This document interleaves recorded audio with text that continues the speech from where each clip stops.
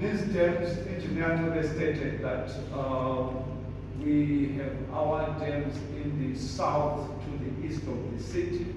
That is the natural region 5, characterized by low erratic rainfall. Let's look into these sources. Right, we've got Umzimwane Dam.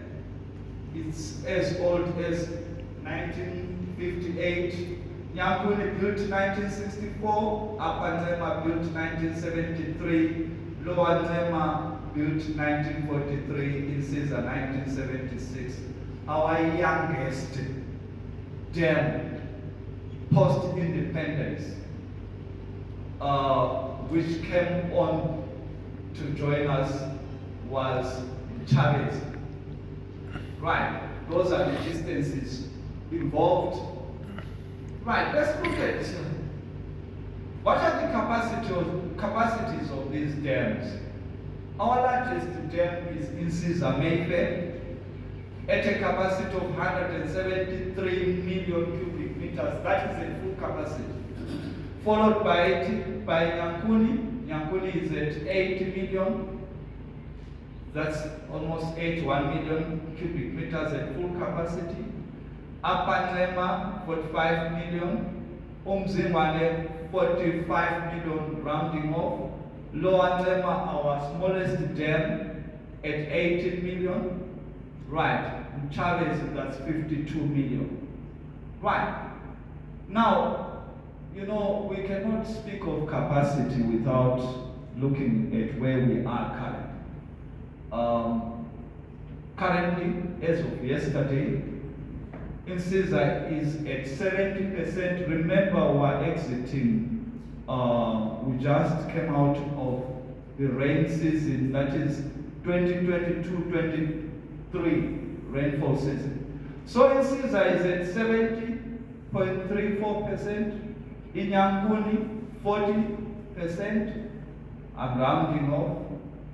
Upper Nema is at 41%, Umzimwane 12%, Lower Nema, the one with 80 million full supply capacity, is at 6.13 million, Chavez 82 million. Globally, our dams are at 53.8%. Right. These dams, we look at 70% and then we say, we have got water.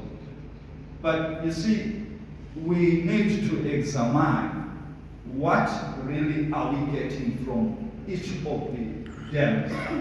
Right, that's what we call current available abstraction. Right, we have got that raw water reservoir with a capacity of 1,400 megaliters when fully supplied. Right. Then we've got, after treatment at Criterion Benside, there is the clear water reservoir with a capacity of 90 megaliters. Then we've got that clear water line from Nema, which terminates at Tuli as a embankment. Before we've got minor reticulation network emanating from there. That Tuli is 45 megaliters, Magwekwe 108. It's the biggest, Magwekwe is the biggest, largest treated water reservoir. And it services mainly the western suburbs. Then we've got Rifle Range, we've got Hillside, we've got 60. Now, if you look further, we've got maximum level, then we've got critical levels. What happens is, when the water levels in the reservoirs are threatened by developments like power cuts, what do? We monitor that the reservoir levels do not reach critical. If they are about to reach critical, then we introduce temporary shading to the affected areas. why are we so concerned about critical levels? I'll take Magwekwe. Magwekwe at 9 feet, if we allow it to go below 9 feet, we then say, how much time will it take us to raise it to sustainable levels so that it can continually supply the city?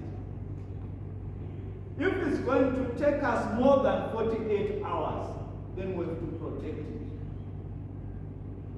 Because once we cannot resupply beyond 48 hours, the reservoir is collapsed. So we try to prevent and contain those reservoirs from collapsing. Next slide.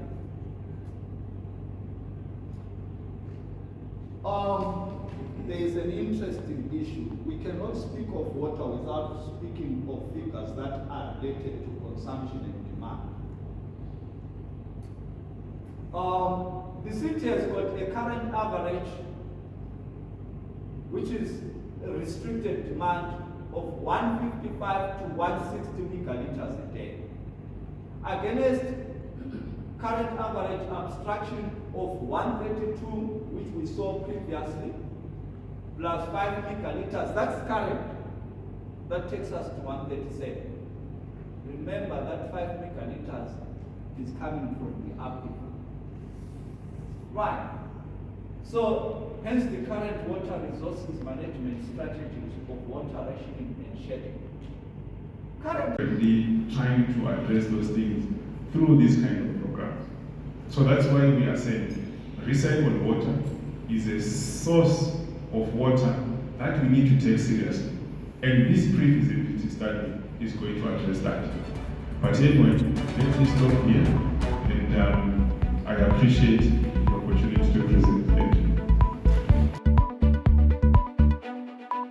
Audio Jungle.